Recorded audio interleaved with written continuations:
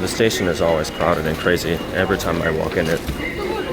Honestly, to be honest with you, I think this station is much more busier and crazier than Ikebukuro, than Shinjuku Station.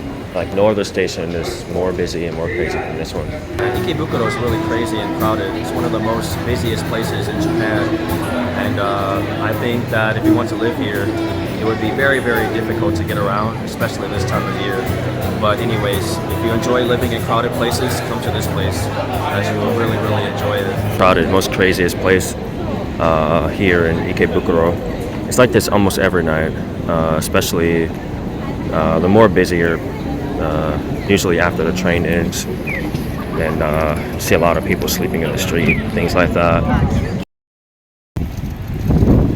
I'm not sure if today's a special day, but I see a little cat character on the wall posting of Tokushi Ginza. How cute. It's kind of funny. My fiance might like that. Fiance would definitely love like those little cats and things like that. So that's what I love a lot about Japan is there's always some type of fun events or some sort of like really fun festivals and little characters you see. So I guess this little cat here belongs to this business. I'm not so sure what this is. Oh, it's an information center. Perhaps that Tokushi thing must be the mascot of the city, if I'm not mistaken. I don't know. Someone in the chat, tell me exactly what that is if you've been to this area. Is it the mascot or is it just a regular cat character from a cartoon? But let me know. Alright guys, I'm gonna go back around and go to a small convenience store to grab some quick snacks, and then I'll do a quick vlog around Shinagawa city of Tokushi. It's a rather quiet and peaceful town. I like this red colored shrine.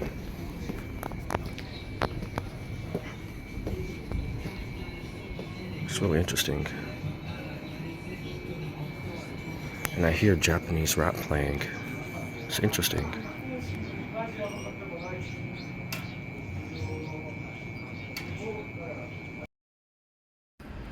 And this town is very quiet compared to other parts of Tokyo, of course. It's much more quieter, and I think it's a really good place if you want to raise kids here because it's a lot of open space and it's really good. So that way, if there's lots of cars that go by, you won't get hit by a car, things like that. The roads are so narrow in this town. One thing I will say is that this town is more quieter and more peaceful than Shinagawa. Well, this part of town, that is. Excuse my voice.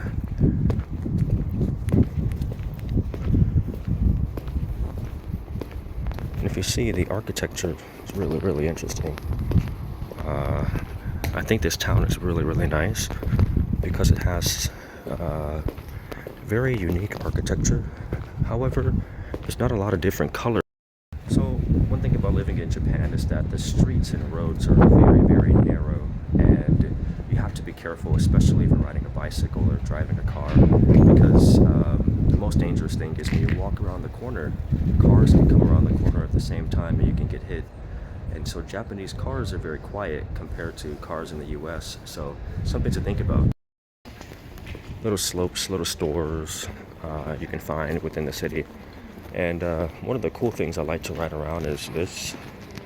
So these days we start seeing these little motor scooters here around Japan, and it's fairly recent.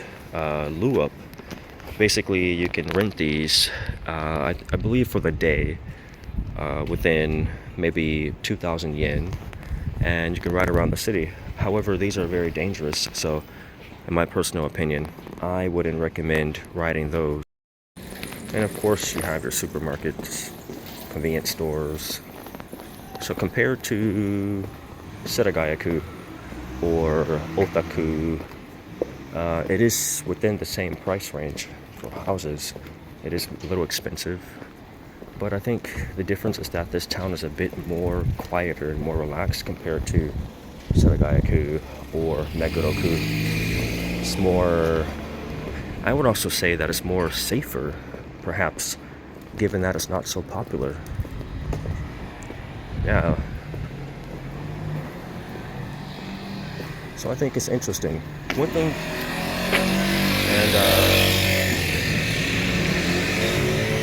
one thing you'll notice is that there is parking in Japan is very difficult. So if you're looking for a place to park, it's going to be very difficult and expensive. It's very rare to find good parking lots in Tokyo. And I think that driving in Tokyo is the most inconvenient way of transportation, in my opinion. Although as fun as it is, it's inconvenient.